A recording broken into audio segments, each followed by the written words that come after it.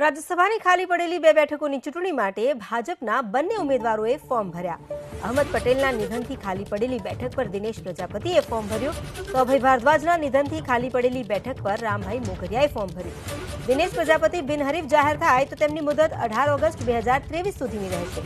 રામભાઈ મોકરિયા બિનહરીફ જાહેર થાય તો તેમની મુદત 21 જૂન 2026 સુધીની રહેશે। નાયબ મુખ્યમંત્રી નીતિન પટેલ અને પ્રદેશ પ્રમુખ સી આર પાટીલની હાજરીમાં બંને ઉમેદવારોએ ફોર્મ ભર્યા। જો કે આ વખતે પણ પૂરતી સંખ્યામાં ધારાસભ્યો ન હોવાને કારણે કોંગ્રેસ માટે જીતની શક્યતા નહીવત છે। કોંગ્રેસે ઉમેદવાર ઉભા નહીં રાખવાનું નક્કી કર્યું હોવાથી આ ચૂંટણી માત્ર ઔપચારિક બની રહેશે અને ભાજપના બંને ઉમેદવારો બિનહરીફ જાહેર થશે। બંને બેઠકો ભાજપના ખાતામાં જશે તો કોંગ્રેસને એક બેઠકનું નુકસાન થશે। મહત્વનું છે કે અહમદ પટેલ અને અભય ભારદ્વાજના નિધનથી બંને બેઠક ખાલી પડી, જે માટે 1 માર્ચે ચૂંટણી યોજાવાની છે।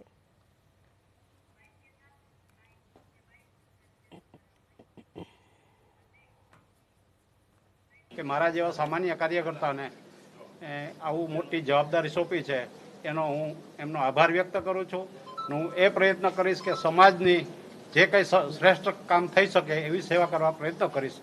મને જે જવાબદારી સોંપી છે એમાં હું ક્યાંય ઊણું ઉતરવા પ્રયત્ન નહીં કરું। પ્રમાણિક પ્રમાણે અને નિષ્ઠાથી એવા પ્રયત્ન કરીશ કે સમાજના દરેક વર્ગને સાથે લઈ અને જે કોઈ પ્રશ્ન હોય એને હું ઉપર વાચા આપીશ। ખાસ કરીને તો સાગર ખેડૂના પ્રશ્ન છે, કિસાનોના કોઈ પ્રશ્ન હોય, મધ્યમ ઉદ્યોગના રાજકોટને લગતા કોઈ પ્રશ્ન હોય એ અથવા તો જે મારી સામે પ્રશ્ન આવશે અથવા હું મારા પ્રવાસ દરમિયાન જે મારી પાસે એવા ઉપયોગી પ્રશ્નો હશે એને યોગ્ય સ્તર ઉપર રજૂ કરીશ અને એને ફોલોઅપ કરીને પ્રયત્ન કરીશ કે પ્રશ્ન સોલ્વ થાય।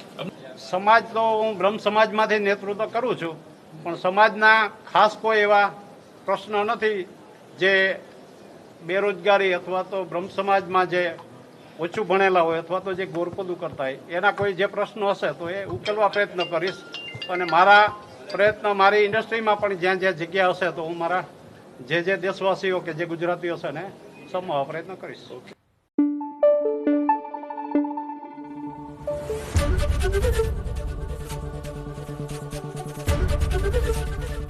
એબીપી અસ્મિતા, ગુજરાતની અસ્મિતા।